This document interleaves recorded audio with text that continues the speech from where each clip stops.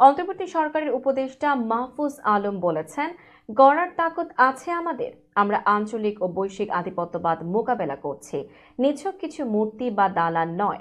মূর্তি না ভেঙে শত্রুর শক্তির বিপরীতে পাল্টা চিন্তা শক্তি ও হেজেমনি গড়ে তোলা উচিত। বুধবার দিবাগত রাত 2:30টার দিকে নিজের ভেরিফাইড সামাজিক যোগাযোগ মাধ্যম পেজে এক পোস্টে এসব কথা বলেন তিনি।